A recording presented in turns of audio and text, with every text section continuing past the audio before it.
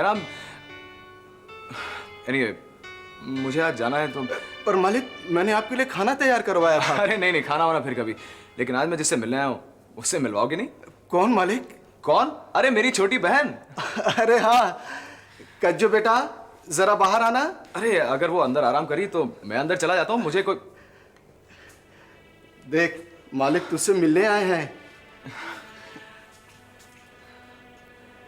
अरे बेटा, नहीं नहीं नहीं बेटा, हमारे यहाँ एक रिवाज है, बहन भाई के पाँव नहीं छूती। और तुम मेरी बहन हो ना। अब ये बताओ कि हमारी छोटी बहन का नाम क्या है?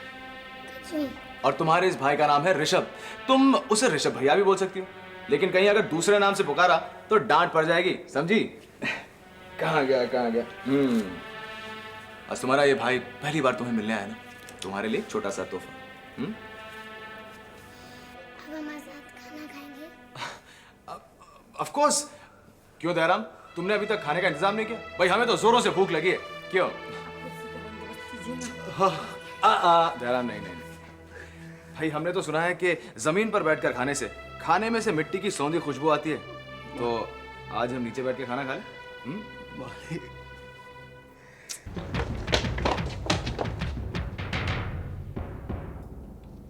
का जंगली घोड़ों की तरह बेलगाम होकर घुसे चले आ रहे हो? कहा हमरे सामने हाजिर होने का सलीका भी भूल गए? दत्ता, जब पालतू घोड़ों को खाई में ढकेलेंगे तो वो जंगली तो हो ही जाएंगे ना। एक तो ससुरा हमरा आंख में आंख गड़ा कर बात कर रहा है, ऊपर से अनाप शनाप बक रहा है। कहा हम तुम लोगन को खाई में ढकेलने का तैयारी कर रहे हैं? दद्दू का ये सच नहीं कि आप पुलिस का मुखबिरी करने के बारे में सोच रहे हो और हम लोग?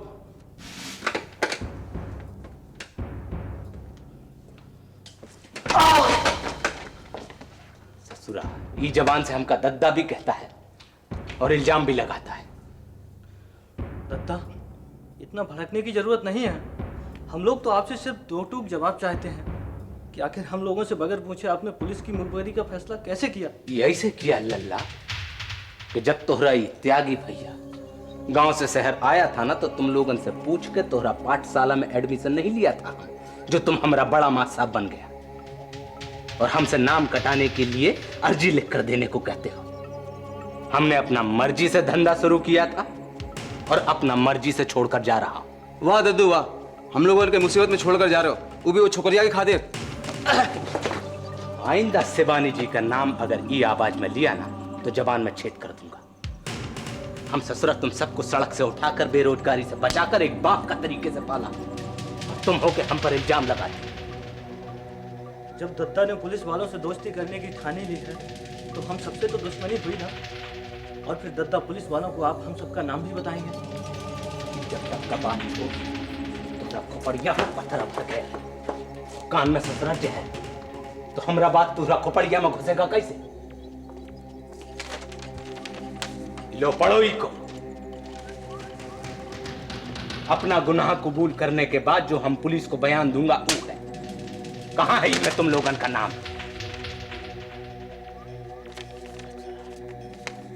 अरे हम दिन रात अपना सबरा कमाई तुम लोगन को सौंपने का तैयारी में लगा हूं, जैसे हमरा गैर हाजिरी में तुम लोगन को कोनो तकलीफ ना उठाना पड़े। और तुम हो के हमरा सबरा कमाई धूल में मिलाती। दद्दू, हम लोगों को माफ कर दो। दत्ता, मैंने पूरी ईमानदारी से आपके हुक्म की तालीम की। आपने जब भी कहा, जहां भी कहा, मैंने खून बहाया। लेकिन अब हम लोग आपको माफ नहीं कर। अगर आपकी वजह से हम लोगों पर कोई विपदा आई तो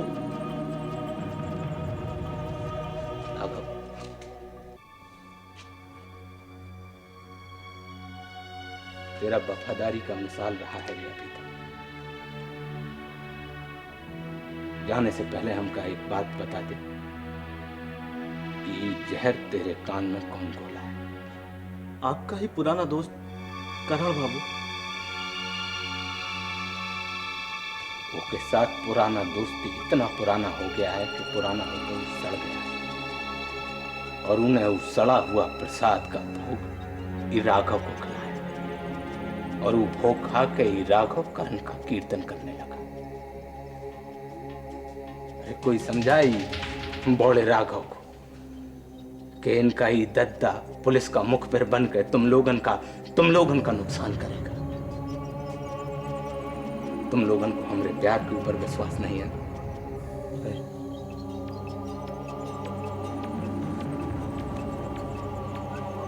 करण बाबू, ये बार तुम गलत जगह दांव चला गए। तोहरा चाल चलन हमका ठीक करना पड़ेगा। अच्छा बच्चों, अब अपने ऋषभ भैया से वादा करो कि जो टाइम टेबल तुम दोनों ने मेरे साथ बनाया उसी को फॉलो करोगे। वादा भैया। गुड। लेकिन भैया जिस दिन हमें स्कूल से होमवर्क ना मिले उस दिन हम होमवर्क वाले टाइम में क्या करेंगे? That's a good question. जिस दिन हमें स्कूल से होमवर्क ना मिले उस दिन हम मम्मी को तंग करेंगे। वैसे हमें आपको परेशान करने के लिए ज्यादा मजा आता है।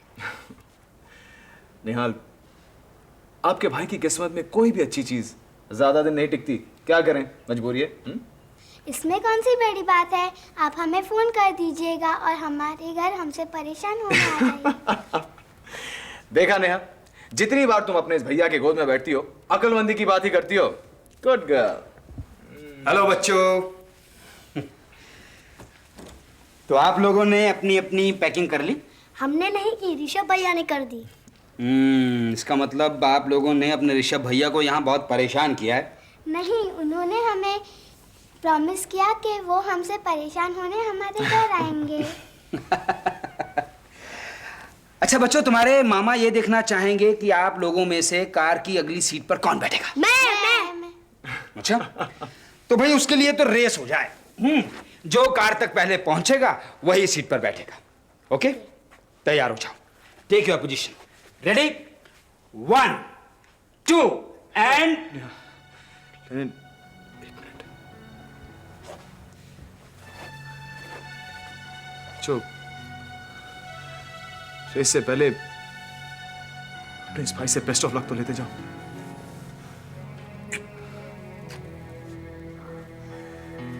Ready, study, go.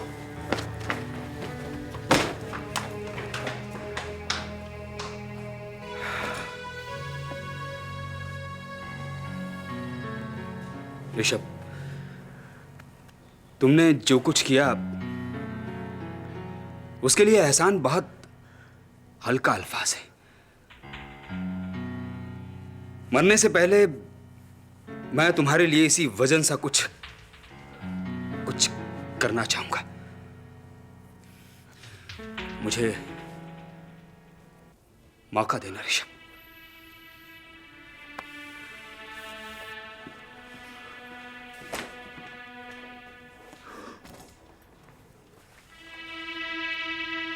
Rishabh, thank you for everything. चंद दिनों के लिए जिंदगी मेरे घर में आई थी, अब उसे भी अपने सामान के साथ पैक करके चली जाओ और फिर रह जाएगी ये फर्श, ये छत, ये खिड़कियां और ये दरवाजे, और एक बार फिर मेरा घर खाली हो जाएगा और मैं अकेला रह जाऊंगा। रेडी, स्टडी, इनको, और जिंदगी एक बार फिर मुझे छोड़कर चली गई।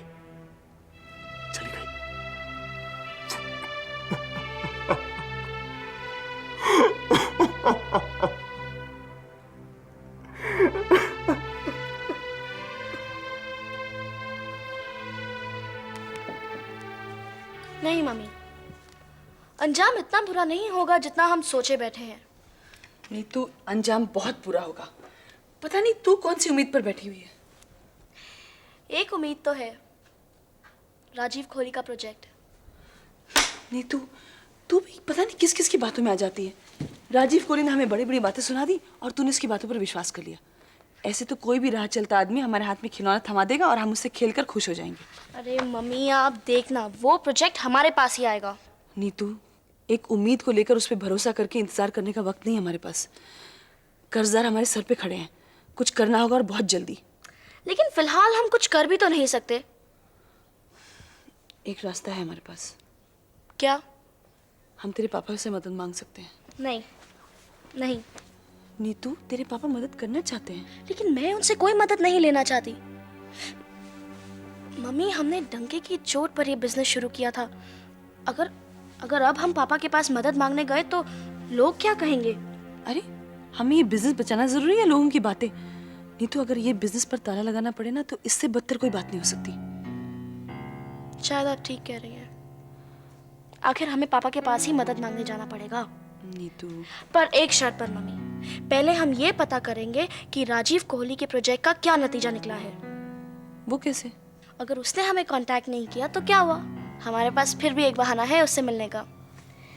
उसकी ये घड़ी, आप उसकी ये घड़ी उसे लौटाने के बहाने मिलिए और ये पता कीजिए कि उसका प्रपोजल कितना सीरियस था। अगर वो सिर्फ बातें थी तो आई प्रॉमिस मैं खुद आपके साथ चलकर पापा से बात करूंगी। ओके? नीतू, इट्स ठीक है। कैसा रहा तुम्हारा दिन? Very busy. मीटिंग के बाद मीटिंग, कम से कम 50 मीटिंग की होंगी। थक गया। ओह, जानते हो मैं, आज मैंने एक नई सहेली बनाई है। क्या बात है मैडम, सब खैरियत तो है? पति से इतनी जल्दी दिल भर गया जो नई सहेलियां तलाश कर रही? जी नहीं, मुझे तलाश नहीं करनी पड़ी, वो खुद ब खुद चलकर मेरे घर तक आई थी। कौन? निशी। व्हाट? वो बहू यही एक्सप्रेशंस मेरे चेहरे पे आए थे। जब मैंने निशी को दरवाजे पे देखा ना तो मेरे चेहरे पे भी ऐसे ही एक्सप्रेशंस आए थे। लेकिन बहन, गलत निशी नहीं है, गलत हम लोग हैं। उसने तो पुराने रिश्ते को भुलाकर इस नए रिश्ते को बड़े दिल से कबूल कर लिया है। और जानते हो, वो यहाँ सिर्फ मेरी सहेली बनकर आई थी, तुम्हारी पहली पत्नी नहीं। ठीक है ठीक है, बहुत आसान होता है कहना। पुराने रिश्तों को भूल जाना और नए रिश्ते बनाना, इट्स नॉट सो इजी। लेकिन बहन, निशी ऐसा कर चुकी है और ये बात मैं दावे के साथ कह सकती हूँ। मैं भी उसे 20 साल से तो जानता ही हूँ। वो निशी कोई और थी बहन, और ये जो निशी है ना, ये कोई और है। जानते हो, उसके बर्ताव से जब तक उसके जाने का वक्त हुआ ना, मैं तो ये भूल ही गई थी कि वो कभी तुम्हारी पत्नी भी थी। अब तुम अपनी सहेली की माला ही जपती रहोगी या अपने प्यासे पति को एक ठंडा गिलास पानी पिलाओगी? I am sorry. अरे हाँ, एक बात तो मैं कहना भूल ही गई। अब क्या? निशी चाहती है कि वो इस घर को रीडेकोरेट करे। इसमें हर्जी क्या है? लेकिन बहन, वो इस काम के लिए एक पैसा भी लेने को तैयार नहीं है, और वो अपने घर को रितु और सुनील को शादी में गिफ्ट के तौर पे देना चाहती है। देखो शीला, हमें उस घर के मामलात में दखलंदाजी नहीं करनी चाहिए। रही इस घर की बात, तो तुम जानो और तुम्हारी नई सहेली। लेकिन बहन, मुझे उसकी बातों से ऐसा लगा जैसे जैसे उसे अभी पैसों की कुछ तंगी है। तुम मेरी एक रिक्वेस्ट मानोगे? तुम ऐसा क्यों नहीं करते, मल्होत्रा इंडस्ट्रीज के सारे ऑफिसर्स को रीडेकोरेट करने का कॉन्ट्रैक्ट निशी को दे दो। हाँ? Okay, done. तुम निशी से कहो कि एक बहुत बड़ा लंबा चौड़ा कॉन्ट्रैक्ट उसे मिलने वाला है। तुम अपनी सहेली की दिलो जान से देखभाल करो, मुझे कोई प्रॉब्लम नहीं है। लेकिन इतना जरूर करना कि अपने प्यासे पति को एक गिलास ठंडा पानी पिलाती रहना। अब ले भी मैं भूल ही जाती। लाओ ना फिर।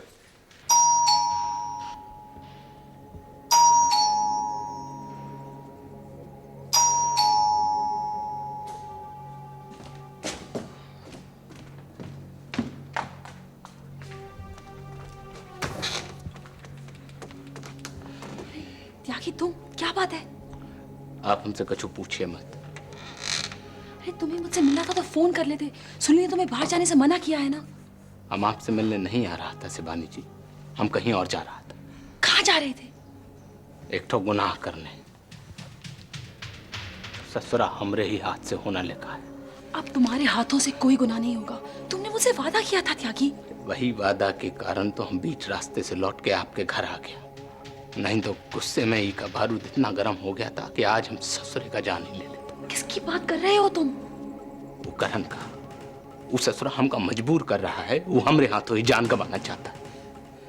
ऐसी बातें मत करो त्यागी, मुझे डर लगता है, प्लीज। कहलवा दीजिए वो करण से कि बार बार हमरा रास्ता ना काटे, अरे आखिर बर्दाश्त का भी एक तो हद होता है। उसने किया क्या अब? उन्हें हमारे आदमियों को भड़का दिया, कह दिया कि त्यागी आत्मसमर्पण करके पुलिस का मुखबिर बनने जा रहा है। ये बात उसको किसने बताई? यही बात तो हमारा समझ में नहीं आ रहा। काहे कि ये बात आपके, हमरे, ऋषभ भैया के और सुनील बाबू के अलावा और कौन नहीं जानता था। पता नहीं उनको कहाँ से पता चल के उन्हें हमारी कहानी का पर्चा छाप कर हमारे आदमियों में पिटवा दिया। त्यागी, अगर ये सच है कि ये बात हम दोनों, ऋषभ और सुनील के अलावा कोई नहीं जानता, तो शायद ये बात करण तक मेरे जरिए ही पहुंची है। आप बताइए करण को। करण को नहीं, पर रक्षंदा से जिक्र किया था मैंने। करण ने उसे ये बात निकलवा ली होगी। देखिए शिवानी जी, ये बात होना नहीं चाहिए थी। जब ये बात हमारे आदमियों को पता चला तो वो सीधा दंदनाते हुए हमारे पास आ गए और जिंदगी में पहली बार, ससुर पहली बार हमारी आंखों में आंख डालकर बातें कर गए। कर जैसे तैसे हम उनको संभाल लिए हैं, लेकिन कहीं ये बात हमारे दुश्मनों को पता चल गया ना, तो हमारे आत्मसमर्पण करने से पहले ही लड़ाई छिड़ जाएगी और फिर हमारे लिए समर्पण बहुत मुश्किल होगा। ऐसा दोबारा नहीं होगा त्यागी, आई एम रियली सॉरी, मैंने सोचा ही नहीं। और कहूँ ये झटका में कोनो पुलिस वाले ने हमारे कोनो आदमी के ऊपर ऐसे ही कोनो कार्यवाही कर दिया तो उनको लगेगा कि हमारे कोनो स्टेटमेंट की वजह से हुआ है। अब बताइए आप, वो करण हुआ को और कितनी दफा हमका माफ करना चाहिए? आखिरी बार माफ कर दो मेरी खातिर, प्लीज त्यागी, मुझसे गलती हो गई है। इस करण की हरकत की सच्चाई तो मैं रक्षंदा से मांग ही लूंगी।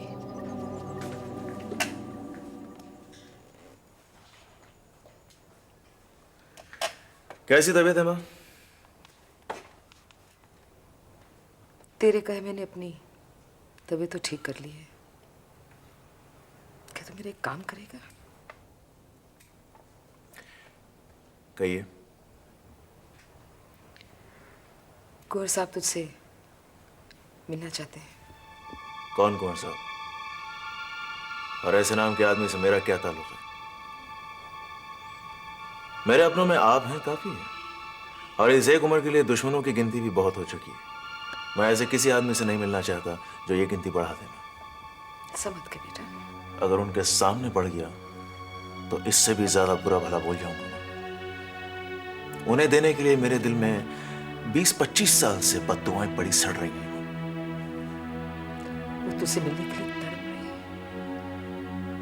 तेरा जिक्र आते ही क्या आंखों में आंसू आ जाते हैं। वो तड़प, वो चोट, वो दर्द उनकी एक्सीडेंट का हुआ। उस पे मेरे नाम का स्टिकर लगा दिया तो कहने का हो जाएगा हाँ साहब बहुत दुख है कुंवर साहब। गनीमत समझिए कि आप मिलके आई और मैंने ऐतराज नहीं किया मां। और आइंदा जब आप कुंवर साहब से मिले तो उनसे कह दीजिएगा कि अपने दर्द पे मेरे नाम का लेबल ना लगाएं, क्योंकि मुझ पर किए गए गुनाह का दर्द अगर उन्हें भोगना पड़ा तो उनका दम ही घुट जाएगा। अपने पिता के बारे में ऐसी बात करता है? मेरे पिता की मौत मेरे जन्म से पहले हो गई थी मां। ऐसा मत कर बेटा। अगर मैंने जिंदगी में किसी से सच्चा प्यार किया है या किसी ने मुझे सच्चा प्यार दिया है वो थे तेरे पिता। यहां तक कि तुझसे मेरा प्यार भी उन्हीं का अंश है। मुझसे ये सब नहीं हो पाएगा मां। क्या तू अपनी माँ की खुशी के लिए इतना नहीं कर सकता? आपकी खुशियां अगर आपको 25 साल पहले मिल गई होती तो आपको इतने दुख नहीं झेलने पड़ते और मुझे यतीम बन के नहीं रहना पड़ता। गुरजार जिम्मेदार नहीं थे, उनका कोई दोष नहीं था। उन्होंने कभी मुझसे कोई वादा नहीं किया था। मैं उनके प्यार में पागल थी।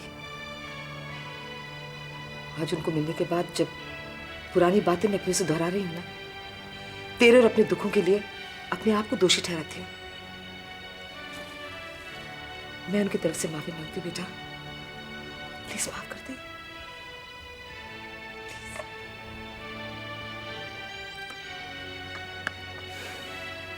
ठीक है, आप कहती हो तो जाऊंगा, लेकिन बिना किसी वादे या शर्त के। यह भी मुमकिन है कि जब मैं उनसे मिलकर लौटूं तो 25 साल की दूरी से भी ज्यादा दूरी बना के। अगर आप इसके लिए तैयार हैं तो जाऊंगा।